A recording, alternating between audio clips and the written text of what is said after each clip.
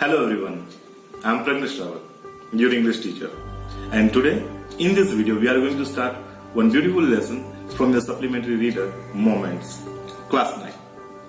The name of the lesson is The Adventures of Toto, and in this video I am going to do line by line explanation. This is a humorous and adventurous story of a naughty monkey named Toto, and the writer's grandfather bought this monkey from a Tonga driver. And the pranks played by the monkey, the naughty monkey Toto, have been beautifully narrated in this story. And these things makes this story more interesting. So, without wasting any time, let's start the lesson.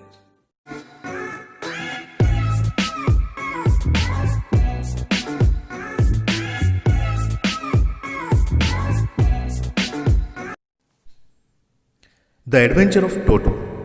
Have you ever had a baby monkey as a pet? Toto is a baby monkey. Let's find out whether he is mischievous or docile. Docile means obedient. Now, let's start the lesson. Grandfather bought Toto from a Tonga driver for the sum of 5 rupees. Tonga means horse cart.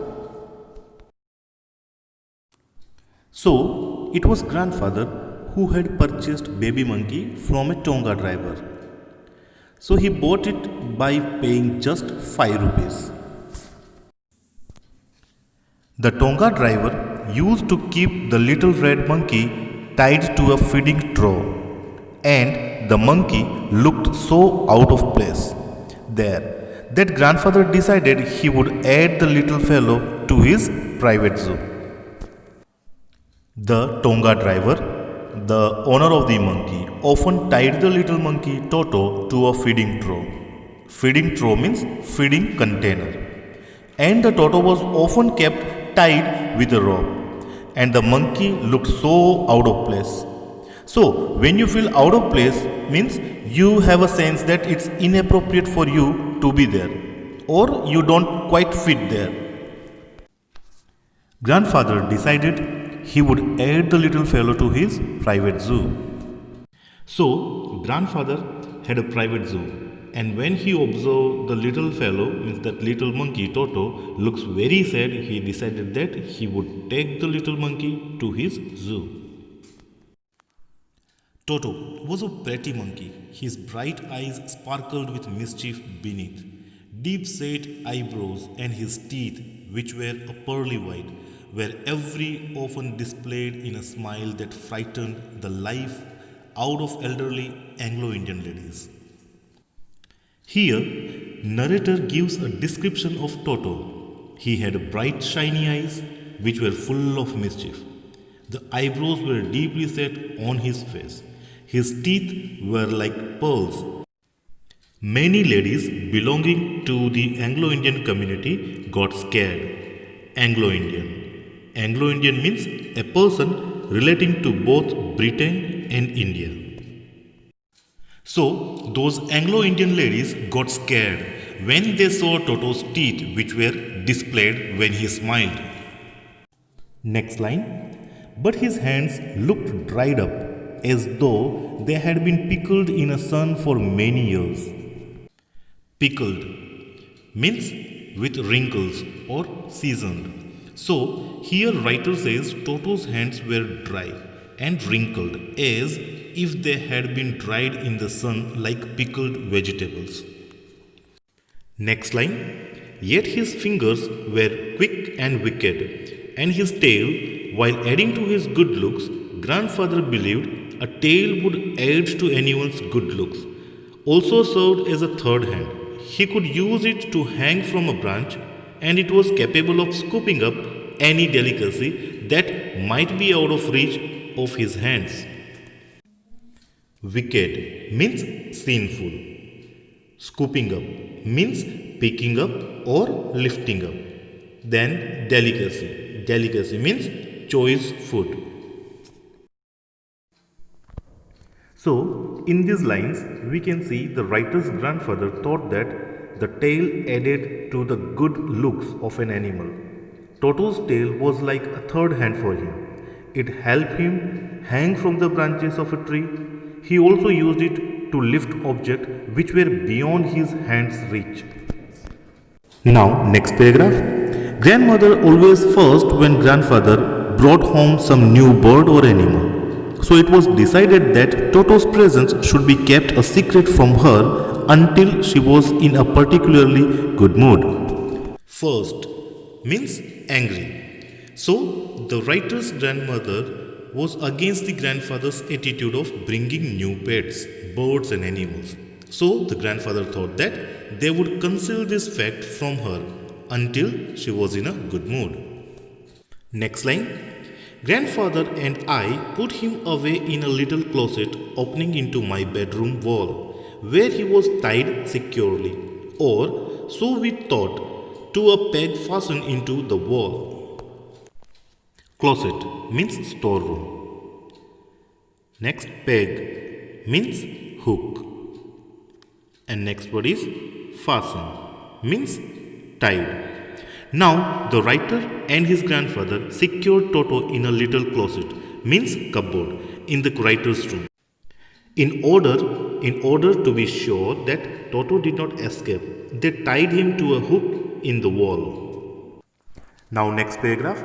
A few hours later, when grandfather and I came back to release Toto, we found that the walls which had been covered with some ornamental papers chosen by grandfather now stood out as naked brick and plaster. The peg in the wall had been wrenched from its socket, and my school blazer, which had been hanging there, was in shreds. Now new words. Ornamental means decorative. Next is naked means uncovered. Next word. Wrenched means broken.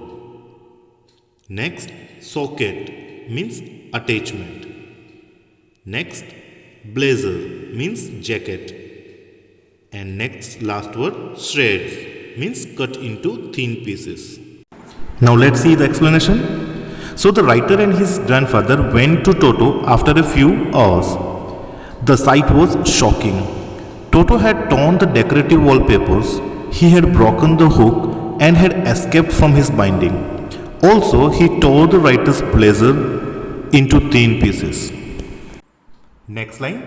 I wondered what grandmother would say, but grandfather didn't worry. He seemed pleased with Toto's performance. So here, the writer was in great shock. He was very much worried, but grandfather seemed pleased with Toto's mischief.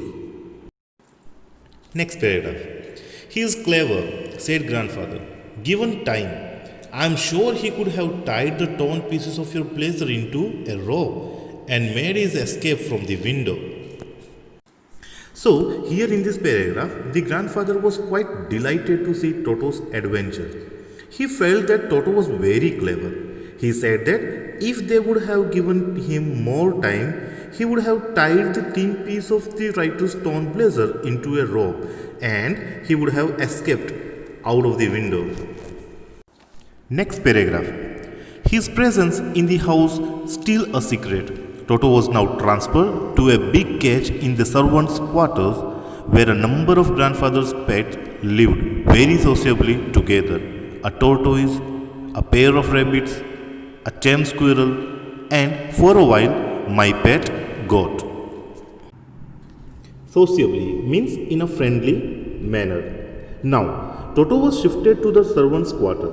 He was put in a cage. He would live with the other pets in grandfather's zoo. The zoo comprised of a tortoise, a pair of rabbits, a squirrel, and the writer's pet goat.